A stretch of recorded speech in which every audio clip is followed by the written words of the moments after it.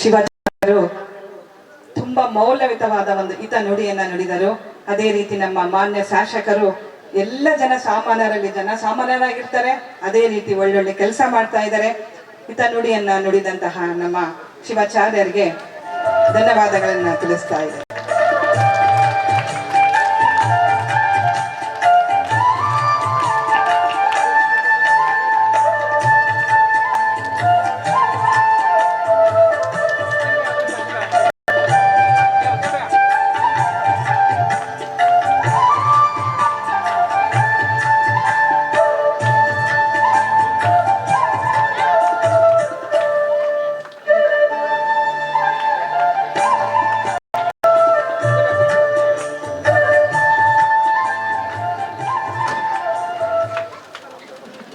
ಸಂಸ್ಥೆಯ ಪರವಾಗಿ ಗೌರವ ಸನ್ಮಾನಗಳನ್ನು ನೀಡಿದಂತಹ ಫಾದರ್ ಅವರಿಗೆ ಧನ್ಯವಾದಗಳು.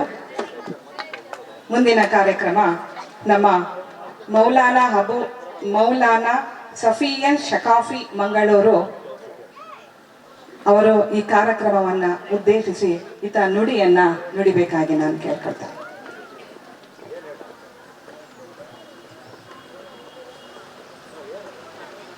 ಈಗ ತಾನೇ ಆಶೀರ್ವಚನ ನೀಡಿ ನಮ್ಮ ಗೌರವ ಸನ್ಮಾನವನ್ನು ಸ್ವೀಕರಿಸಿ ನಮ್ಗೆಲ್ಲರಿಗೂ ಉತ್ತಮ ಮಾರ್ಗದರ್ಶನ ನೀಡಿರ್ತಕ್ಕಂಥ ಅವರುಗಳ ಪರಮ ಪೂಜ್ಯರು ಕಾರ್ಯನಿಮಿತ್ತ ಈಗ ತುರ್ತು ಕಾರ್ಯನಿಮಿತ್ತ ಹೊರಗಡೆ ಹೋಗ್ತಾ ಇದ್ದ ಅವರಿಗೆ ಗೌರವಪೂರ್ವಕವಾಗಿ ಜೊತೆಗೆ ಪ್ರೇರಣಾ ಸಂಸ್ಥೆಯ ಮುಖ್ಯಸ್ಥರಾಗಿರ್ತಕ್ಕಂಥ ಫಾದರ್ ಸೆಲ್ವಿಸ್ಟರ್ ಪೆರೇರ ಅವ್ರಿಗೂ ಸಹ ನಮಗೆ ಪುರವರ್ಗದ ಗೌರವಿತ ಪರಮ ಪೂಜ್ಯರು ಸನ್ಮಾನ ಮಾಡಿದ್ದಾರೆ. ಅವರಿಗೆ ಸ್ವೀಕರಿಸಬೇಕಾಗಿ ಅವ್ರಿಗೆ ಕೇಳ್ಕೊಳ್ತಾ ಇದ್ದೀವಿ. ಜೊತೆಗೆ ಪರಮ ಪೂಜ್ಯರನ್ನ ಗೌರವ ಉಪಸ್ಥಿತಿಯನ್ನ ನಾವೆಲ್ಲರೂ ಸಂತೋಷಪಟ್ಟು ಈಗ ಅವರಿಗೆ ಅನ್ಯ ಕಾರ್ಯ ನಿಮಿತ್ತ ಹೊರಡ್ತಾ ಇರೋದ್ರಿಂದ ಬೀಳ್ಕೊಡುಗೆ ಮಾಡೋಣ ಅಂತಂದೇಳಿ ಈ ವೇದಿಕೆ ಪರವಾಗಿ ವಿನಂತಿ ಮಾಡ್ಕೊಳ್ತಾ ಇದ್ದೀವಿ. ಮುಂದಿನದಾಗಿ ಮೌಲಾನಾ ಸರ್ ಅವರು ಈ ಕಾರ್ಯಕ್ರಮವನ್ನ ಉದ್ದೇಶಿಸಿ ಮಾತಾಡಬೇಕಾಗಿ ನಾನು ಕೇಳ್ತೇನೆ.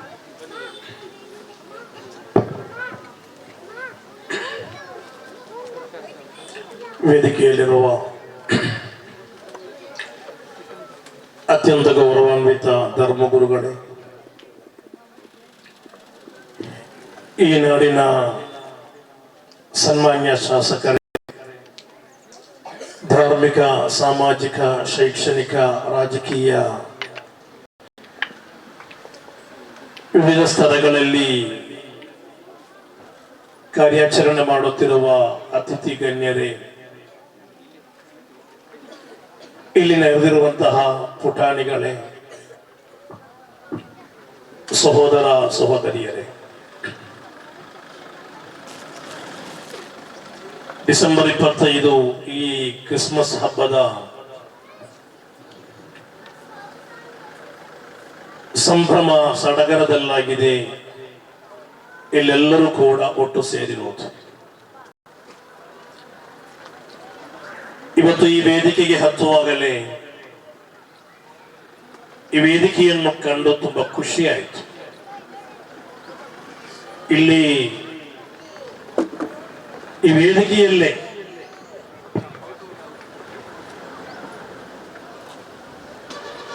ವೇದಿಕೆಯಲ್ಲೇ ಒಂದು ಸುಂದರವಾದ ಭಾರತವನ್ನು ಕಾಣಲಿಕ್ಕೆ ಸಾಧ್ಯವಾಯಿತು. ಧರ್ಮ, ಜಾತಿ, ಪಕ್ಷ, ಪಂಥ, ಪಂಗಡ ಯಾವುದೇ ವ್ಯತ್ಯಾಸವಿಲ್ಲದೆ ಎಲ್ಲರೂ ಕೂಡ ಒಟ್ಟು ಸೇರಿರುವ ಸುಂದರವಾದ ಈ ನಿಮಿಷಗಳು, ಇದು ಈ ದೇಶದ ಅತ್ಯಂತ ದೊಡ್ಡ ಸೌಂದರ್ಯವಾಗಿದೆ. ವೈವಿಧ್ಯತೆ ಎಂಬುದಾಗಿದೆ ಈ ದೇಶದ ಅತ್ಯಂತ ದೊಡ್ಡ ಸೌಂದರ್ಯ. ಹಲವು ಧರ್ಮಗಳು, ಹಲವು ಜಾತಿಗಳು, ಹಲವು ಪಂಗಡಗಳು, ಹಲವು ಪಕ್ಷಗಳು, ಹಲವು ಪಂಥಗಳು ಎಲ್ಲರೂ ಕೂಡ ಒಟ್ಟಾಗಿ ಬಾಳುವುದು, ಇದಾಗಿದೆ ಈ ದೇಶದ ಅತ್ಯಂತ ದೊಡ್ಡ ಸೌಂದರ್ಯ. ನಿಜಕ್ಕೂ ಈ ಪ್ರೇರಣಾ ಸಂಸ್ಥೆ ಇವತ್ತು ಮಾಡುತ್ತಿರುವ ಕಾರ್ಯಕ್ರಮ ಅರ್ಥಪೂರ್ಣವೂ ಮಾದರಿಯೋಗ್ಯವೂ ಶ್ಲಾಘನೀಯವೂ ಆಗಿದೆ. ಆದ್ದರಿಂದ ಈ ಸಂಸ್ಥೆಯನ್ನು ಅಭಿನಂದಿಸುತ್ತಿದ್ದೇನೆ. ಹಬ್ಬಗಳು ಆ ರೀತಿಯಾಗಿರಬೇಕು, ಈ ರೀತಿಯಾಗಿರಬೇಕು. ಪರಸ್ಪರ ಸಿಹಿಗಳ ಹಂಚುವಿಕೆಗಳ ಮೂಲಕ, ಶುಭಾಶಯಗಳ ವಿನಿಮಯಗಳ ಮೂಲಕ, ಪರಸ್ಪರ ಎಲ್ಲರೂ ಒಟ್ಟಾಗಿ ಕುಳಿತುಕೊಂಡು ಸಂತೋಷವನ್ನು ಹಂಚುವ ಮೂಲಕ ಹಬ್ಬಗಳನ್ನು ಆಚರಣೆ ಮಾಡುವುದು ಅದು ಈ ಭಾರತೀಯ ಸಂಸ್ಕೃತಿಯಾಗಿದೆ. ಅದು ಈ ದೇಶದ ಮೆರುಗಾಗಿದೆ, ಈ ದೇಶದ ಸೌಂದರ್ಯವಾಗಿದೆ.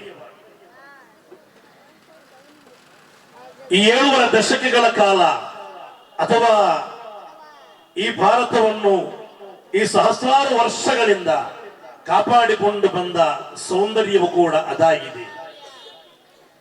ಇಲ್ಲಿ ಹಲವು ಧರ್ಮಗಳಿರಬಹುದು, ಹಲವು ಪಂಥಗಳು, ಹಲವು ಜಾತಿಗಳು, ಹಲವು ಪಕ್ಷಗಳಿರಬಹುದು. ಆದರೆ ಹಬ್ಬ ಹರಿದಿನಗಳು ಬರುವಾಗ, ನಮ್ಮ ಯಾವುದೇ ದೈನಂದಿನ ಚಟುವಟಿಕೆಗಳು ಬರುವಾಗ ನಾವೆಲ್ಲರೂ ಕೂಡ ಒಟ್ಟಾಗಿ ಅಲ್ಲಿ ಧರ್ಮದ ಮೇಲೆ ಅಲ್ಲ ನಮ್ಮನ್ನು ಗುರುತಿಸುವುದು, ನಾವೆಲ್ಲರೂ ಕೂಡ ಭಾರತೀಯರಾಗಿ ಉಳಿಯುತ್ತೇವೆ. ಅದಾಗಿದೆ ನಿಜವಾಗಿ ಒಬ್ಬ ಭಾರತೀಯನಿಗೆ ಬೇಕಾಗಿರುವುದು. ಯಾವುದೇ ಕೆಲವು ರಾಜಕೀಯ ದುರ್ಲಾಭಕ್ಕೆ ಬೇಕಾಗಿ ಅಥವಾ ಸ್ವಾರ್ಥಕ್ಕೆ ಬೇಕಾಗಿ ಧರ್ಮಾಂಧತೆಯ ವಿಷಬೀಜವನ್ನು ಬಿತ್ತುವ, ಪರಸ್ಪರ ದೂರ ಮಾಡುವ ಪ್ರಸಂಗಗಳು ಕೆಲವೊಂದು ಕಡೆಗಳಲ್ಲಿ ನಡೆಯುತ್ತಾ ಇರುತ್ತದೆ. ಆದರೆ ಇಂತಹ ಧರ್ಮಕ್ಷೇತ್ರಗಳು, ಇಂತಹ ಧರ್ಮ ಗುರುಗಳು, ಇಂತಹ ಸಂಸ್ಥೆಗಳು ನಿರಂತರವಾಗಿ ಸರ್ವಧರ್ಮಗಳ ವೇದಿಕೆಗಳನ್ನು ಸಂಘಟಿಸುವುದರ ಮೂಲಕ ಈ ರೀತಿ ಎಲ್ಲರನ್ನು ಕೂಡ ಒಟ್ಟಾಗಿ ಸಂದೇಶವನ್ನು ಕೊಡುವುದರ ಮೂಲಕ ಖಂಡಿತವಾಗಿಯೂ ಉತ್ತಮವಾದ ಕೆಲಸಗಳನ್ನು ಮಾಡ್ತಾ ಇದೆ. ಈ ದೇಶದ ಭವ್ಯವಾದ ಪರಂಪರೆಯನ್ನು ಉಳಿಸುತ್ತಾ ಇದೆ. ಇದು ಉಳಿಯಬೇಕು, ಇದು ಈ ರೀತಿ ಮುಂದುವರಿಯಬೇಕು. ಹಬ್ಬಗಳು ಈ ರೀತಿ ಆಗಿರಬೇಕು. ಇದು ಅರ್ಥಪೂರ್ಣವಾಗಿದೆ, ಇದು ಮಾದರಿಯೋಗ್ಯವಾಗಿದೆ, ಇದು ಯಾವತ್ತೂ ಕೂಡ ಶ್ಲಾಘನೀಯವಾಗಿದೆ. ಇಲ್ಲಿ ತುಂಬಾ ಮಕ್ಕಳಾಗಿದೆ ನಾವು ಕಾಣ್ತಾ ಇರೋದು. ಭವಿಷ್ಯದ ಪ್ರಜೆಗಳಾದ ಮಕ್ಕಳು, ಭವಿಷ್ಯದಲ್ಲಿ ಈ ನಾಡನ್ನು ಕಟ್ಟಬೇಕಾದ ಮಕ್ಕಳು, ಭವಿಷ್ಯದಲ್ಲಿ ಈ ಭಾರತವನ್ನು ಕಾಪಾಡಬೇಕಾದ ಮಕ್ಕಳು. ಈ ಮಕ್ಕಳ ಮನಸ್ಸಲ್ಲಿ ಏನನ್ನು ತುಂಬಬೇಕು ಎಂಬುದು ಪೋಷಕರು, ವಿದ್ಯಾಸಂಸ್ಥೆಗಳು ತೀರ್ಮಾನ ಮಾಡುತ್ತದೆ. ಅವರ ಮನಸ್ಸಿನಲ್ಲಿ ಧರ್ಮಾಂಧತೆಯನ್ನು, ವೈರಾಗ್ಯವನ್ನು ಮಾತ್ರ ತುಂಬಿಬಿಟ್ಟರೆ ಅವರು ಯಾವತ್ತೂ ಕೂಡ ಈ ದೇಶಕ್ಕೆ ಕಂಟಕ ವ್ಯಕ್ತಿಗಳಾಗಿ ಮಾರ್ಪಡುತ್ತಾರೆ. ಇವರಿಗೆ ಈ ದೇಶದ ಭವಿಷ್ಯಕ್ಕೆ ಉಜ್ವಲವಾದ ಕನಸುಗಳನ್ನು ತುಂಬಬೇಕು. ಅವರಿಗೆ ಉತ್ತಮವಾದ ಗುರಿಗಳನ್ನು ಹಾಕಲಿಕ್ಕೆ ಹೇಳಬೇಕು.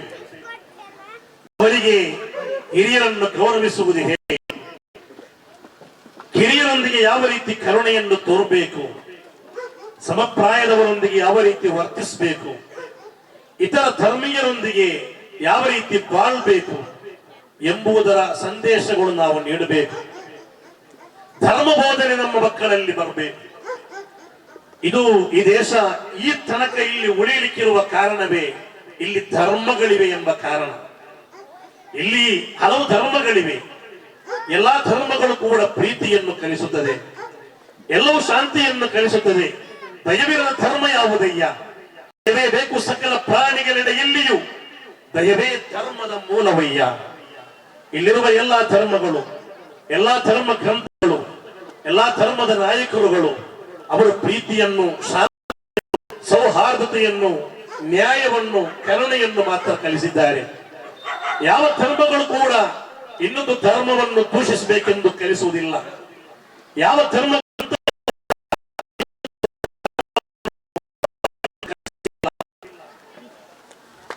ಸರ್ವೇ ಜನ ಸುಖಿನೋ ಭವಂತು ಎಂಬ ಸುಪ್ರಭಾತವಾಗಿದೆ ಹಿಂದೂ ಧರ್ಮದ ಪ್ರತಿಯೊಬ್ಬರು ಕೂಡ ಹೇಳುತ್ತಿರುವುದು. ಹಿಂದೂ ಜನ ಎಂದು ಎಲ್ಲಿ ಕೂಡ ಹೇಳಿಲ್ಲ. ಹಿಂದೂ ಧರ್ಮದ ಗ್ರಂಥಗಳು, ಹಿಂದೂ ಧರ್ಮದ ಗೀತೆಗಳು ಸರ್ವಧರ್ಮ ಸೌಹಾರ್ದತೆಯ ಸಂದೇಶಗಳನ್ನು ಕೊಡುತ್ತದೆ.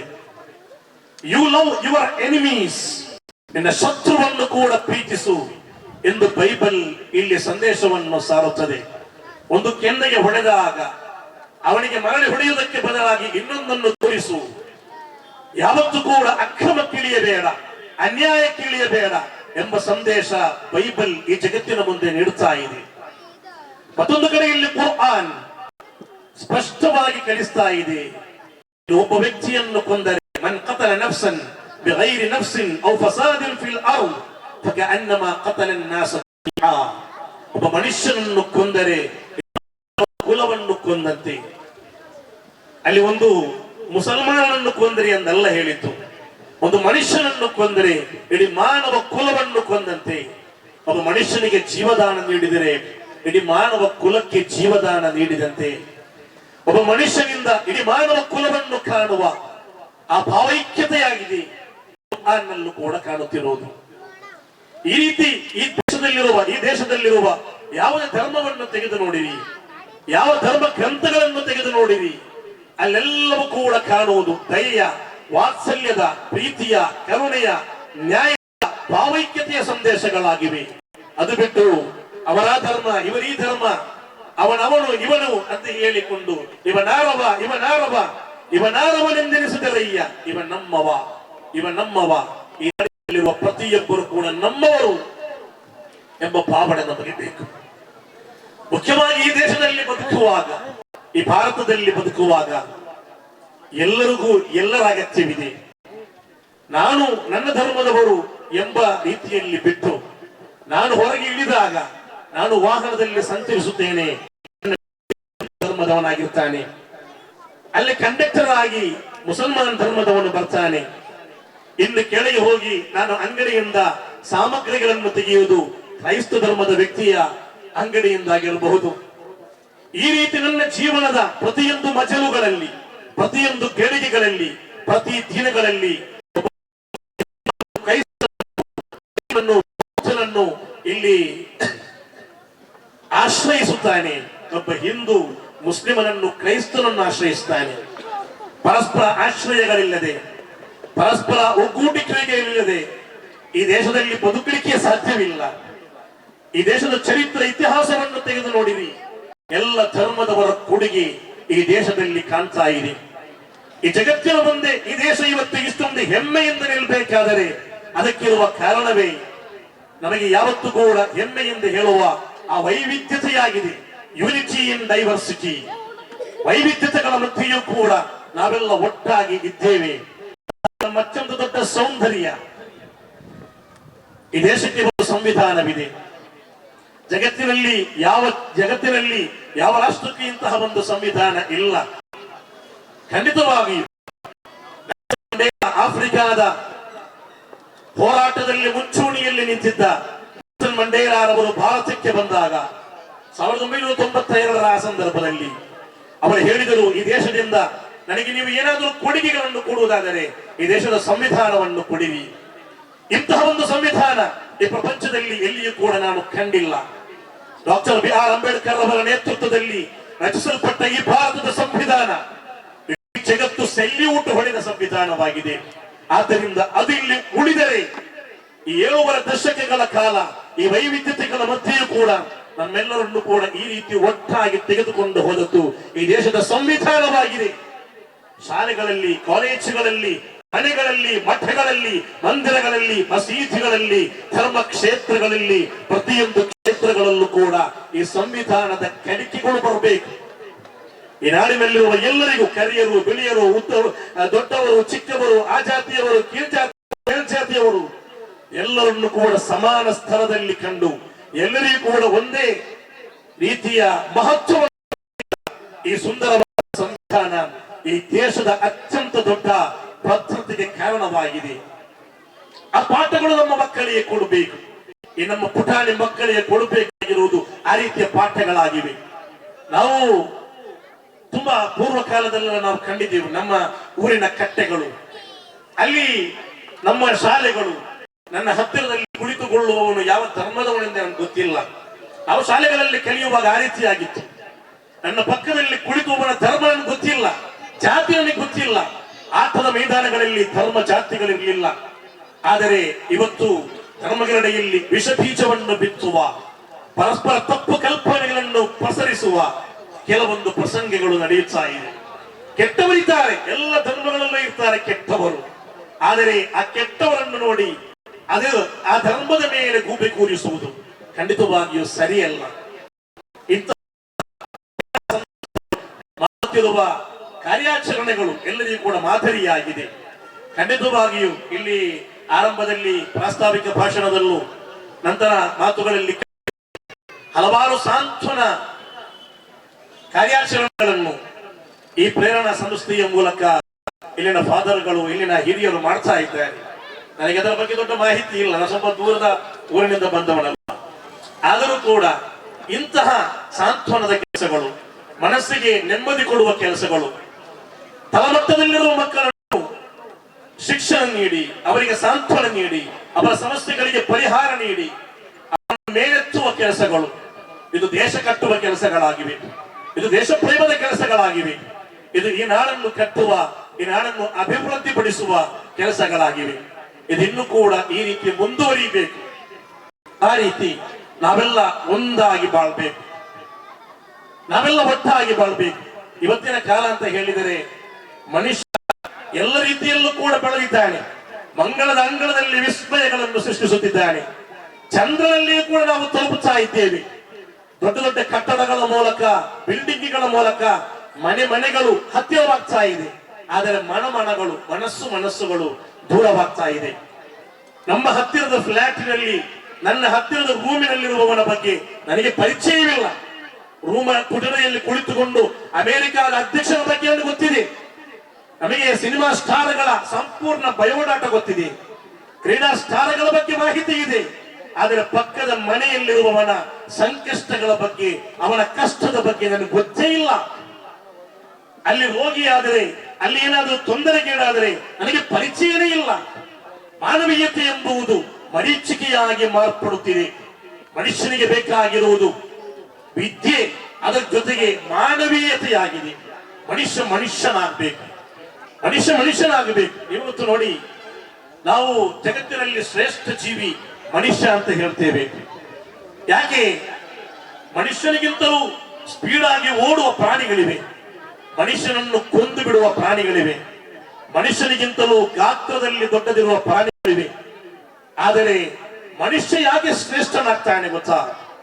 ಈ ಎಲ್ಲ ಪ್ರಾಣಿಗಳನ್ನು ಕೂಡ, ಮನುಷ್ಯನನ್ನು ಚಿಂದಿ ಉಡಾಯಿಸುವ ಸಿಂಹವನ್ನು, ಕರಡಿಯನ್ನು, ಹುಲಿಯನ್ನು, ಆನೆಯನ್ನು ಒಂದು ಬೆತ್ತ ಹಿಡಿದುಕೊಂಡು ನಿಯಂತ್ರಿಸುವ ಬುದ್ಧಿ ಮನುಷ್ಯನಿಗಿದೆ. ಆದ್ದರಿಂದ ಮನುಷ್ಯ ಜಗತ್ತಿನ ಸೂಪರ್ ಎನಿಮಲ್ ಆಗ್ತಾನೆ. ಆದರೆ ನಾವು ಕ್ರೂರ ಪ್ರಾಣಿ ಎಂದು ಕರೆಯುವ ಚಿರತೆಗಳು, ಸಿಂಹವನ್ನು ಕೊಲ್ಲುವುದಿಲ್ಲ, ಚಿರತೆಯನ್ನು ಕೊಲ್ಲುವುದಿಲ್ಲ, ಆನೆಯನ್ನು ಕೊಲ್ಲುವುದಿಲ್ಲ. ಆದರೆ ಜಗತ್ತಿನ ಬುದ್ಧಿಜೀವಿ ಎಂದು ಕರೆಯಲ್ಪಡುವ ಮನುಷ್ಯನನ್ನು ಕೊಲ್ಲುತ್ತಿರುವ ಕಾಲ, ತಂದೆ ತಾಯಿಯನ್ನು ಕೊಲ್ಲುತ್ತಿರುವುದು ಕಾಣುತ್ತಿದ್ದೇವೆ. ತನ್ನನ್ನೇ ನಂಬಿ ಬಂದಿರುವ ಹೆಂಡತಿಯನ್ನು ಕೊಲ್ಲುತ್ತಿರುವ ಕಾಲ, ಬೆಳಗ್ಗೆಯಿಂದ ಸಾಯಂಕಾಲವರೆಗೆ ದುಡಿದದ್ದನ್ನು ಶರಾಬ ಅಂಗಡಿಗಳಿಗೆ ಸುರಿದು ಮನೆಗೆ ಬಂದು ಹೆಂಡತಿಗೆ, ಮಕ್ಕಳಿಗೆ ನಿರಂತರವಾಗಿ ಕಿರುಕುಳ ನೀಡುತ್ತಿರುವ ಕಾಲ, ಸ್ವಂತ ಮಗುವನ್ನು ಕೊಲ್ಲುತ್ತಿರುವ ಕಾಲ. ಯಾವುದು ಸ್ವಲ್ಪ ಜಾಗಕ್ಕೆ ಬೇಕಾಗಿ ಜಾಗದ ವಿಷಯದಲ್ಲಿ, ಸೊತ್ತಿನ ವಿಷಯದಲ್ಲಿ ಅಣ್ಣ ತಮ್ಮಂದಿರನ್ನು, ಒಡ ಹುಟ್ಟಿದವರನ್ನು ಮತ್ತು ಹುಟ್ಟಿಸಿದವರನ್ನು ಹುಟ್ಟಡಗಿಸುವ ಕಾಲ ಅಲ್ವಾ? ಆ ರೀತಿ ಮನುಷ್ಯ ಮೃಗಕ್ಕಿಂತಲೂ ಕೆಲವೊಮ್ಮೆ ಕೀಳು ಮಟ್ಟದವನಾಗಿ ಮಾರ್ಪಡುತ್ತಿದ್ದಾನೆ. ಇವತ್ತು ಹೇಳ್ತಾ ಇದ್ದೇನೆ, ನಮ್ಮ ಮಕ್ಕಳಿಗೆ ನಾವು ಪ್ರೀತಿ, ಮಾನವೀಯತೆ, ಗೌರವ ಇದೆಲ್ಲ ಕಲಿಸಿಕೊಡ್ಬೇಕು. ನಮ್ಮ ಪಾಠಗಳಲ್ಲಿ ಎಲ್ಲವೂ ಇದೆ. ಆದರೆ ತಂದೆ ತಾಯಿಗೆ ಹೇಗೆ ರೆಸ್ಪೆಕ್ಟ್ ಕೊಡಬೇಕೆಂದು ಇವತ್ತು ಕಲಿಸುತ್ತಿಲ್ಲ. ಹಿರಿಯರಿಗೆ ಗೌರವಿಸುವುದು ಬೇಕು ಯಾವ ರೀತಿ ಎಂದು ಕಲಿಸುತ್ತಿಲ್ಲ. ಅನ್ಯ ಧರ್ಮದವರೊಂದಿಗೆ ಯಾವ ರೀತಿ ಅನ್ಯೋನ್ಯತೆಯಿಂದ ಬಾಳ್ಬೇಕೆಂದು ಕಲಿಸುತ್ತಿಲ್ಲ. ಇದು ಕಲಿಸುವುದು ಈ ಧರ್ಮ ಕ್ಷೇತ್ರಗಳಾಗಿವೆ. ಆಧುನಿಕ ಶಿಕ್ಷಣದ ಜೊತೆಗೆ ಧರ್ಮಗಳ ಆ ಪ್ರೀತಿ, ಸೌಹಾರ್ದತೆ, ಕರುಣೆ, ಮಾನವೀಯತೆ ಮಕ್ಕಳಲ್ಲಿ ತುಂಬುವಾಗ ಮಕ್ಕಳು ಪರಿಪೂರ್ಣ ಮಕ್ಕಳಾಗಿ ಬೆಳೆಯುತ್ತಾರೆ.